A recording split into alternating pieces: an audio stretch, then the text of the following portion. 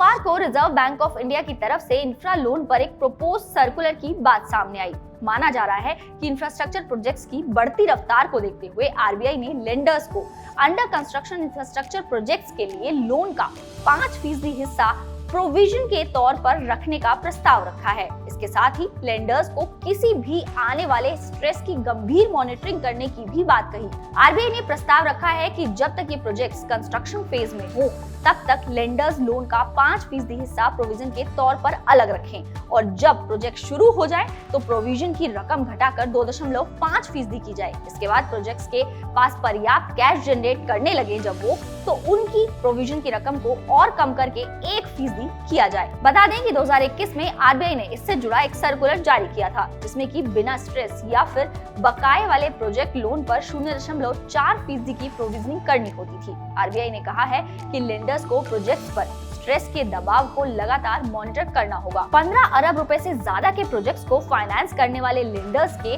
Consortium का exposure कम से कम 10% होना चाहिए। प्रोजेक्ट्स ऑपरेशनल कब होंगे और अगर इसमें देरी होती है तो उन्हें प्रोविजन बढ़ाने पर भी फैसला लेना होगा। किसी भी इंफ्रा प्रोजेक्ट में 3 साल से ज्यादा की देरी होने पर लोन को स्टैंडर्ड से क्लासिफाइड करके स्ट्रेस लोन की कैटेगरी में भी डालना होगा। इस खबर के आने के बाद आरईसी में 10%, पीएफसी में 11% और आईआरईडीए जैसी इंफ्रा एनबीएफसीज में करीब 5.5% की गिरावट देखने को मिली। इस सर्कुलर पर देवेंद्र चौकसी और सुदीप शाह का क्या कहना है वो भी सुनिए।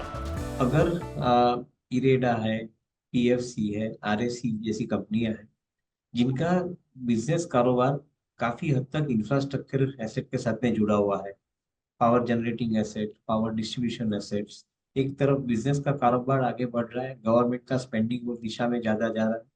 दूसरी तरफ ये कंपनी के पास lower cost of fund mobilize करने की क्षमता है, and at the same time I think because of the better capitalization that they have enjoyed now, they are possibly suggesting that they will have relatively good growth momentum continuing. Maybe, as I said, that we'll first study the circular of RBI and then possibly give specific comment. But in general, my view remains that ये type की कंपनियां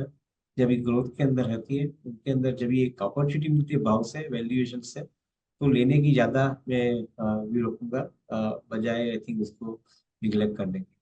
long term perspective से भी देखें तो ये stock में अच्छा मोमेंटम है और ये जो एक डिप है इसको एक बाइंग अपॉर्चुनिटी ही मान के चलना चाहिए। भले थोड़ा कंसोलिडेशन होगा, आपको ये ऐसा बहुत फास्ट मूव शायद से ना देखें हम ये स्टॉक में, पर फिर भी क्या होगा कि this would still continue to be a outperformer even in the coming months. Maybe ये 3-4 दिन डाइजेस्ट करने को लगेंगे, ये स्टॉक को कंसोलिडेट करेगा यही जोन के आसपास, बट ओवरऑल मुझे लग रहा है